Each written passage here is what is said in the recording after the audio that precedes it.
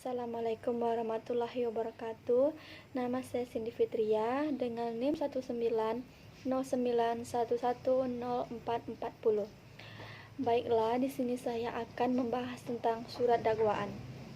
Ketika penuntut umum telah menentukan bahwa dari hasil pemeriksaan penyidikan dapat dilakukan penuntutan, ia dalam waktu secepatnya membuat surat dakwaan dari setiap penuntut umum melimpahkan perkara ke pengadilan selalu disertai dengan surat dakwaan sebagai dasar pemeriksaan yang dilakukan oleh hakim di pengadilan. Selanjutnya, ciri-ciri dan isi surat dakwaan. Ciri dan isi surat dakwaan sebagaimana disebutkan dalam pasal 143 ayat 2, yaitu penuntut umum membuat surat dakwaan yang diberi tanggal dan ditandatangani serta berisi yang A. Nama lengkap, tempat tanggal lahir, umur, jenis kelamin, kebangsaan, dan tempat tinggal, serta pekerjaan tersangka. Yang B.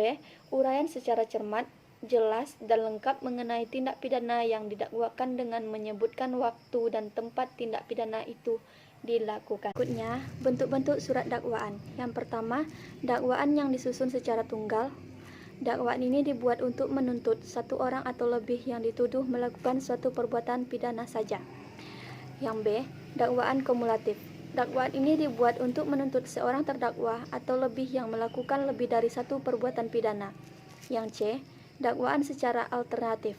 Dakwaan ini, menurut Profesor Bambang Purnomo, dibuat untuk menentukan perkara pidana yang terdapat keraguan-raguan mengenai jenis perbuatan pidana yang paling tepat, sehingga dalam penuntutan diserahkan kepada pengadilan untuk memilih secara tepat berdasarkan hasil pembuktian sidang agar mendapat putusan satu jenis perbuatan pidana dari beberapa jenis yang dituduhkan. Dan yang D. Dakwaan secara subsidiar. Dakwaan ini disusun untuk menuntut perkara pidana lebih dari satu dakwaan yang disusun dengan mempertimbangkan bobot pidana.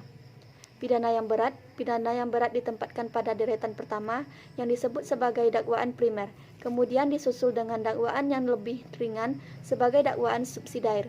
Baiklah, hanya itu yang dapat saya sampaikan.